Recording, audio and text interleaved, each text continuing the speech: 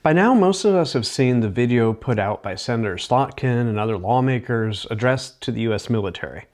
In that video, lawmakers urged U.S. service members to stand firm, refuse orders that violate the law. President Trump's response was pretty explosive, labeling the lawmakers traitors, engaged in seditious behavior punishable by death, including calls for their arrest. The lawmakers' message sparked immediate backlash amid fears that it could erode the chain of command or incite unnecessary doubt in lawful directives. Supporters hailed it as a vital reminder of a constitutional duty. But where is the constitutional line? This showdown thrusts us into weighty debates. Does advising troops on their legal obligations cross into forbidden territory? How far does the First Amendment shield political speech in military matters? And what lessons from history illuminate the balance between power and principle? You might be surprised to learn today's controversy is a reminder of why our system's checks and balances, however tense, are part of America's genius. Imagine 1863, the blood-soaked heart of the Civil War. The Union is fracturing. Battlefields like Gettysburg reek of death, and not every Northerner backs President Lincoln.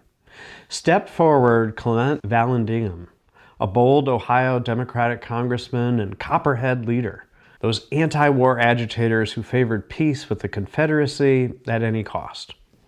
In Mount Vernon, Ohio, before a fired-up crowd, Vallandigham unleashes a torrent. He brands Lincoln King Lincoln. Sound familiar? A tyrant shredding freedoms with his wicked, cruel war. He rails against the draft and warrantless arrests as unconstitutional outrages, urging defiance against this usurpation of arbitrary authority. His words sting like gunpowder, seen as egging on soldiers to doubt orders, flirt with desertion, and even side with rebels. It's not an outright mutiny call, but in wartime, it is flirting with treason. Days later, Union troops raid Vallandigham's home at midnight, drag him into a military tribunal, no civilian trial, no mercy. Convicted of sympathizing with the enemy, he's exiled to the South by Lincoln, who swaps prison for banishment to avoid creating a martyr. Vallandigham bolts to Canada, campaigning for Ohio governor from afar, decrying the death of free speech in America. The fallout, well, pretty severe. Riots scorched Dayton, Ohio, his hometown, and mobs burned pro-union papers. Battle soldiers in the streets. Protests ignite across the North, fueling the infamous New York draft riots that summer, claimed over 100 lives in deadly urban chaos. The Supreme Court dodges his case, but it spotlights the razor-thin line between dissent and disloyalty. Historically, scant examples exist of sitting lawmakers directly appealing to troops like we've recently seen, especially outside of war. Vietnam-era politicians bashed policies, but shied away from disobedience pleas. World War I politicians targeted socialists for draft-dodging advocacy, yet differences loom. Civil War's chaos, suspended rights, martial law, framed Vallandigham's bombast as enemy aid, not as a mere lecture in civics. The most recent video from Democratic lawmakers was a bit more tame. But when politicians meddle in military loyalty, it does risk eroding command, sparking partisan fury and inviting upheavals that once nearly shattered our nation. As we probe free speech and sedition, heed Vallandigham's ghost, a rare blaze showing how words can spark infernos in divided times. Is this sedition, or is this the raw pulse of a free society? Let's start with the First Amendment. The lawmaker's video is pure political speech on a matter of public concern, urging fidelity to the Constitution. Some might imagine that there's a coded message here, something nefarious, but we judge speech based on the actual words conveyed, not what we think is being secretly communicated. Telling soldiers to uphold the Constitution and not commit illegal acts is not an incitement to crime. Sedition, in the legal sense, is a very narrow concept. It means actively plotting or inciting violent insurrection against the government. U.S. law does criminalize seditious conspiracy, but that applies to plans to use force to overthrow government or hinder its authority, not mere words encouraging lawful conduct. The United States long ago abandoned the old doctrine of seditious libel that was so popular in Britain, the idea that criticizing the government or its officials is a crime. In 1798, the Federalist government passed the infamous Sedition Act, which made it illegal to publish false, scandalous, and malicious criticism of the government. That law was used to prosecute newspaper editors and even a congressman for harsh writings about President John Adams. The backlash was fierce. Thomas Jefferson and James Madison led opposition to the Sedition Act, and when Jefferson became president, he pardoned those convicted under it. Today, that 1798 law is remembered as a gross violation of First Amendment principles. In other words, Americans decided that you don't jail people for criticizing the government. We prize the right to dissent, even if the dissent is sharp-edged or in bad taste. That brings us to Trump's charge of sedition. Could urging troops to refuse unlawful orders ever amount to an unprotected criminal form of speech? Under modern Supreme Court doctrine, the bar for punishing speech like this is extremely high.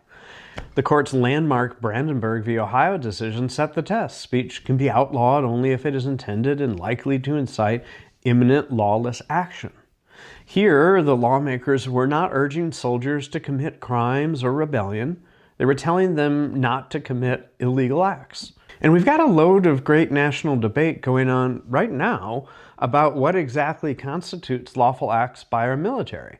I'm thinking about military engagements with Venezuela and narco-drug smugglers in particular. So what kind of speech would cross the line into sedition or incitement? If those lawmakers had instead urged troops to disobey all orders from their commanders or to rise up in arms against the government, that'd be a different story. Calling for a military coup or a violent revolt is not protected speech. Likewise, if someone encourages troops to refuse lawful orders just because they don't like the policy, that might be a crime for a soldier to do so. But that's not what happened here. These were members of Congress reminding service members of their oath, an oath to the Constitution, not to any one leader. And the idea that troops must disobey unlawful orders isn't some radical partisan notion. It's actually a long-standing principle of military law. For example, ever since the Nuremberg trials after World War II, just following the orders has not been an excuse for war crimes. I want to pause here because one of the most common things humans do when speech rattles them is to make up exceptions. Ben, we get it. This looks like a public service announcement, but it's really a wink and nod for a mutiny, and we need to stop that. Patriotic passions get stirred, people get agitated, and you become quite sure you know what the real intent of the speech was. People love to say, if you could see what the secret meaning was, then you'd agree we should punish it. This happens all over the place in free speech cases. Anonymous speech must be suspect because people are hiding their identities, or the early incitement cases in America with radical political speech, where government claimed it could divine the intent of speakers, even if their words weren't punishable. Or the Vietnam protesting cases, where government assumed it could know the real hidden intent behind jokes, and tried to criminalize them. So let's do here what we do in the rest of First Amendment law and not assume any secret motives or intent of the Democratic lawmakers. Free speech covers strongly worded political critique, including telling the military, do the right thing. Throwing around words like treason and sedition at that kind of speech is inaccurate. A broad and inappropriate use of those terms cheapens their meaning. True treason is defined very narrowly for constitutional purposes, and true sedition involves an actual intent to subvert lawful authority by force, not just arguing over what is lawful. By accusing his political opponents of sedition for this, Trump is suggesting that dissent is criminal, a notion the American tradition has firmly rejected since its first days. This isn't the first time Americans have grappled with tension between military orders and the law. History gives us instructive examples of how these conflicts play out and why that tension might be healthy. One famous episode came during the Korean War. General Douglas MacArthur, a decorated World War II hero, clashed openly with President Harry Truman over war strategy. MacArthur wanted to expand the war into China, and even mused about using nuclear weapons, directly contradicting Truman's more limited approach. At one point, MacArthur even ignored the president's directives, sending his own messages and making public statements at odds with U.S. policy. The showdown came to a head in April of 1951 when Truman fired MacArthur from his command. It shocked the nation. MacArthur was immensely popular, but Truman believed he had no choice. The general had overstepped his authority and defied direct orders from his commander-in-chief. In our constitutional system, civilian control of the military is paramount, and no general can be allowed to run a private war. This episode is often cited as one of the gravest tests of civilian-military relations in U.S. history, and the outcome affirmed that even the highest-ranking officers must respect the chain of command and lawful policy set by the president. History has other examples reinforcing this idea. During the waning days of Richard Nixon's presidency in 1974, as the Watergate scandal reached its climax, Defense Secretary James Schlesinger reportedly instructed military commanders to check in with him, or the Joint Chiefs, if they received any unusual orders from the distraught president. Schlesinger had no formal authority to countermand the president, but he was clearly signaling that if an order seemed unlawful or crazy, don't rush to execute it. The anecdote underscores an important norm. U.S. military officers swear an oath to defend the Constitution, not to obey a president no matter what. There's a duty to refuse manifestly illegal orders, for instance, in order to shoot civilians, as every soldier is trained to recognize. The challenge is that in real time, it's not always clear what's illegal. Even so, the principle stands tall in our history. From George Washington's days to the present, we reject the idea of blind obedience. Interestingly, one of the most famous Supreme Court cases of all time deals exactly with the clash between military orders and constitutional rights. In Ex parte Milligan from 1866, that was decided just after the Civil War, the Supreme Court rebuked the idea that the military or the president can simply ignore constitutional freedoms in the name of necessity. Lambden Milligan was a civilian who had been sentenced to death by a military tribunal in Indiana during the war for allegedly plotting against the Union. The civil courts in Indiana were open and functioning normally at the time. The Supreme Court unanimously ruled that trying him in a military court was unconstitutional. In ringing language, the court declared, "The Constitution of the United States is a law for rulers and people, equally in war and in peace, and covers with it the shield of its protection for all classes of men, at all times, and under all circumstances." Even the greatest emergencies, the court said, do not justify silencing the courts or ignoring fundamental rights. No provision of the Constitution is suspended by mere crisis. To hold otherwise, they warned, leads directly to anarchy or despotism. This case was a direct slap at President Lincoln's administration, which had stretched executive power during the war. Milligan's legacy is a powerful statement. The rule of law prevails, and the military is bound by it. A soldier cannot be the law unto himself, nor can the president act outside the Constitution's bounds without consequences. Fast forward to a more recent example, the Youngstown Sheet and Tube Company versus Sawyer decision of 1952, often called the Steel Seizure case. In the midst of the Korean War, President Truman tried to seize control of American steel mills, which were facing a labor strike, to ensure continued weapons production. Truman claimed inherent executive power as commander-in-chief to avert a crisis, and the Supreme Court disagreed. In a landmark ruling, the court held that the president had no authority to seize private property without congressional authorization, even during wartime. Justice Hugo Black's majority opinion flatly said Truman's order was unconstitutional. Neither statute nor the Constitution granted him such power.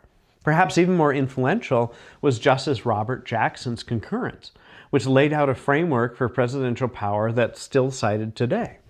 Jackson warned against presidential actions that bypass Congress, especially in domestic matters, and famously wrote that the president's power is strongest when backed by Congress and weakest when against Congress's will.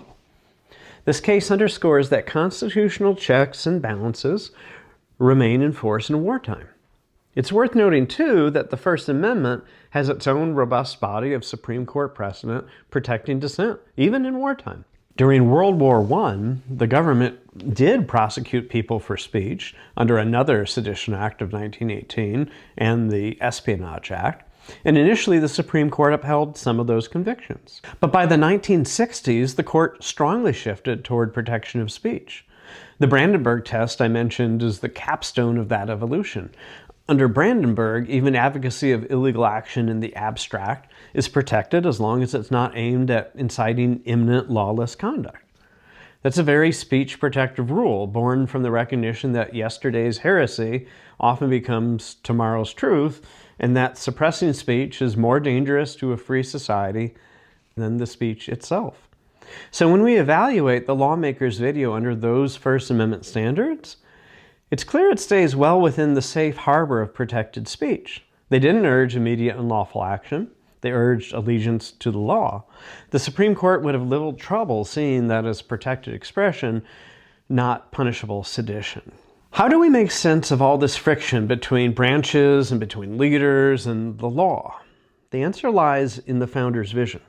The architects of our Constitution expected tension, even wanted it. James Madison famously wrote in Federalist of 51 that ambition must be made to counteract ambition. Each branch of government was given the tools to check the others, precisely so no one would accumulate unchecked power. When a president and members of Congress publicly spar, even over something as serious as military orders, it's often a sign that the system is working. Congress has oversight of the military through funding, confirmations, and members of Congress absolutely have not only the right, but arguably the duty to speak out if they believe something unlawful is afoot. Meanwhile, the president, as commander of the armed forces, will understandably bristle at any suggestion that troops might not follow his commands. This creates an inherent friction. But rather than viewing it as a crisis, the founders probably would view it as a healthy dynamic of our republic's design. A dynamic that prevents tyranny. Remember, the founders were deeply suspicious of concentrated power, especially military power in the hands of one man.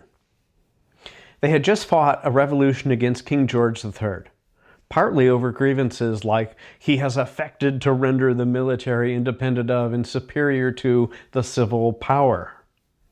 To avoid a new tyranny, the Constitution split war powers between Congress and the President and ensured the military is ultimately accountable to the people. And crucially, early on, our leaders learned that suppressing speech, even intemperate speech, was more dangerous than allowing it. After the embarrassment of the 1798 Sedition Act, never again has the U.S. made it a crime to simply criticize the government. Dissent, even if uncouth, becomes recognized as the oxygen of democracy. The founders certainly didn't want actual sedition or rebellion. They built in the crime of treason in the Constitution to guard against violent insurrection. But they also knew the difference between a rebellion and a rebuke. What those Democratic lawmakers did was a rebuke, basically telling troops, remember the law. That's well within the tradition of robust American debate. One's politics will probably dictate whether they think the message here was moral, patriotic, or troubling. But this channel isn't about politics.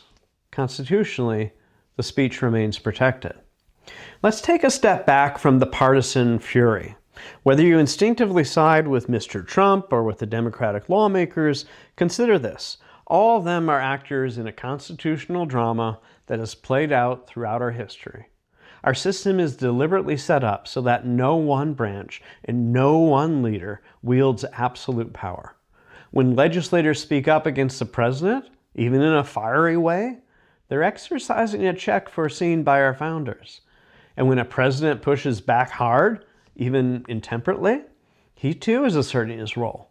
It can look ugly in the moment, but the alternative, a country where no one questions the leader or where the military pledges undying obedience to one man regardless of legality, that alternative is far uglier. We should appreciate abiding by constitutional limits, even when it's inconvenient or when our side is in power. The concept of an unlawful order is a crucial safeguard in our military ethos. It's what separates us from dictatorships. where just following the orders has been used to justify atrocities. Being mindful of real sedition is also important. We shouldn't bandy the word sedition about lightly. There have been times in our history where true sedition was at play. Those are serious matters, involving violence and defiance of the rule of law. We must guard against such real threats. But calling a video message or political rhetoric sedition dilutes the term and risks turning every political dispute into a pseudo-treason trial. That's not a road we want to go down. Finally, let's remind ourselves that the tension between the executive and the legislative branches is not a flaw in our system. It's part of the genius of our system of checks and balances. The executive branch and the legislative branch are supposed to keep an eye on each other. Yes, they'll butt heads. Yes, they'll trade heated words. But out of that back and forth, hopefully, comes a more accountable government. As citizens, we should welcome vigorous debate and oversight, whatever our politics, because it means no leader gets a free pass. At the end of the day, this clash isn't a sign that America is coming apart. It's a sign that the machinery is still working. We argue, we push, we correct each other, and we do it out loud in the open without fear of midnight knocks at the door. Free speech, even the messy kind, acts as America's safety valve. It releases pressure before it becomes something worse. You don't have to like what was said in that video or how the president answered it. But the fact that we can have that fight at full volume is exactly why this country has survived every political storm thrown at it. That's not sedition. That's the system working. Hey, I'm Benjamin Barr, and I thank you for joining us today. My job as a constitutional litigator is to give you the tools necessary to solve today's constitutional controversies. I hope that you'll take a moment to like and subscribe as it helps our educational project, and please join us next week as we tackle yet another constitutional controversy.